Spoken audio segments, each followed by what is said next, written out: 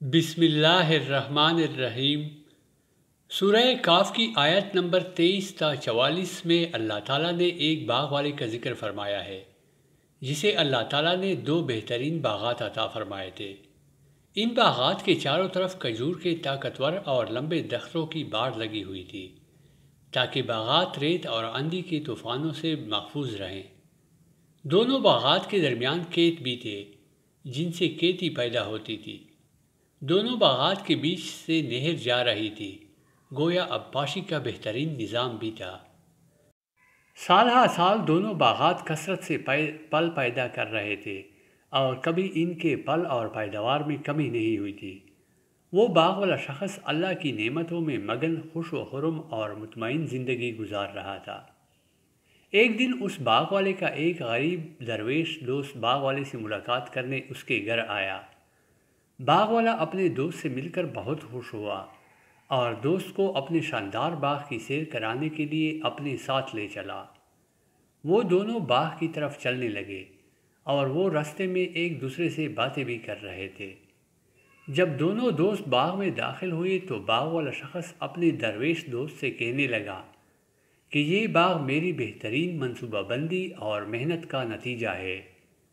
ساتھ ہی باغ والے نے اپنے مال و دولت پر تکبر کرتے ہوئے اپنے دوست سے کہا کہ میں تم سے کہیں زیادہ مالدار اور شان و شوکت والا ہوں۔ وہ اپنے باغ پر فخر کرتے ہوئے مزید کہنے لگا کہ میرا خیال ہے کہ یہ باغ کبھی برباد نہیں ہوگا اور نہ ہی کبھی قیامت قائم ہوگی۔ بالفرض اگر قیامت قائم ہو بھی گئی اور مجھے اللہ کے پاس واپس جانا بھی پڑا تو میرے اندر کوئی تو ایسی خاص بات موجود ہے جس کی وجہ سے اللہ نے مجھے اس دنیا میں اتنا کچھ دیا ہے۔ یقیناً میری اسی خاص خوبی کی وجہ سے اللہ مجھے آخرت میں اس سے بھی زیادہ دے گا، اور تم یہاں بھی غربت میں مبتلا ہو اور آخرت میں بھی محروم ہی رہو گے۔ جب وہ دونوں باغ میں ٹہل رہے تھے تو باغ والے کو اس کے درویش دوست نے سمجھاتے ہوئے جواب دیا کہ جب تم اپنے باغ میں داخل ہوئے تو تم نے یہ کیوں نہ کہا کہ جو اللہ کو منظور ہوتا ہے وہی ہوتا ہے۔ اللہ کی توفیق کے بغیر کسی کو کچھ کرنے کی طاقت نہیں ہے۔ تم نے یہ بھی کیوں نہ کہا کہ یہ باغ اور دولت اللہ کی عطا ہے، میرا کمال نہیں ہے۔ تم نے تو اللہ کے دیے ہوئے اس باغ کو اپنی محنت اور منصوبہ بندی کا نتیجہ قرار دے کر اللہ کے فضل و کرم کا بالکل ہی انکار کر دیا۔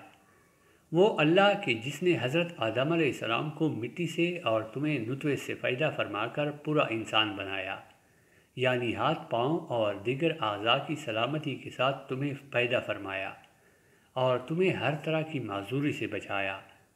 تمہیں تو اس اللہ کو ہرگز نہیں بھولنا چاہیے۔ میں تو صرف اللہ ہی کو اپنا پروردگار سمجھتا ہوں۔ مجھے یقین ہے کہ وہ مجھے محض اپنے فضل و کرم سے ہر خیر عطا فرماتا ہے۔ میں اسی اللہ کا شکر ادا کرتا ہوں اور کسی کو اللہ کا شریک نہیں ٹھہراتا۔ درویش دوست نے باغ والے کو سمجھایا کہ دنیا کا مال و اسباب تو انسان کی آزمائش اور امتحان کے لیے ہے کہ وہ اللہ ہی کا شکر ادا کرتا ہے یا اس کی نافرمانی کرتا ہے۔ کسی کو زیادہ اور کسی کو کم دے کر آزمائش میں ڈالا جاتا ہے۔ درویش دوست نے کہا کہ اگر تمہارا خیال ہے کہ میں مال اور اولاد میں سے تم سے کم ہوں تو مجھے امید ہے کہ اللہ ہی وہ مجھے تم سے بھی زیادہ مال اور اولاد عطا فرما دے۔ درویش دوست نے باغ والے کو ڈرایا کہ ممکن ہے کہ جس باغ پر تمہیں اتنا غرور ہے، اللہ ہم تم سے ناراض ہو کر تمہارے اس باغ پر آسمان سے بجلیاں گرا دے اور اس باغ کو صاف چٹیل میدان بنا دے۔ درویش دوست نے مزید سمجھایا کہ ذرا سوچو، اگر اللہ اس باغ کے پانی کو خشک کر دے پھر تم کہاں سے پانی تلاش کر کے لا سکو گے اور تمہارا سارا باغ سوکھ کر ختم ہو جائے گا۔ اس لیے تمہیں اللہ کی ناراضگی سے ڈرتے رہنا چاہیے اور ان نعمتوں پر اللہ ہی کا شکر ادا کرنا چاہیے۔ باغ والے پر اس مخلص دوست کی نصیحتوں کا کچھ اثر نہ ہوا، چنانچہ اس کے باغ پر اللہ کے حکم سے آسمان سے ایک آگ آئی جس نے سارا باغ جلا ڈالا۔ وہ شاندار باغ راکھ کا ڈھیر بن گیا۔ باغ والا اپنے باغ کی تباہی و بربادی کو دیکھ کر پچھتایا اور ہاتھ ملتے رہ گیا۔ اس کی منصوبہ بندی، محنت اور سرمایہ سب برباد ہو گیا۔ اور وہ کہنے لگا کہ کاش میں اللہ کے ساتھ کسی کو شریک نہ ٹھہراتا۔ اس تباہی سے نہ کوئی گروہ اسے بچا سکا اور نہ ہی وہ اس بربادی کا کسی سے بدلہ لے سکا۔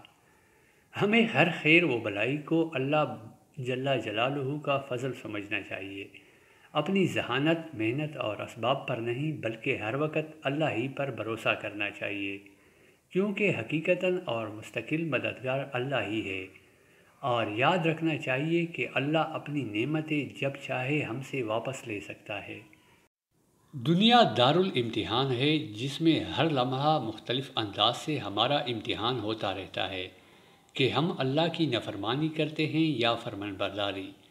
ہمیں اللہ کی نعمتوں پر تکبر نہیں بلکہ اس کا شکر ادا کرنا چاہیے اور اس کے عذاب سے ڈرتے رہنا چاہیے۔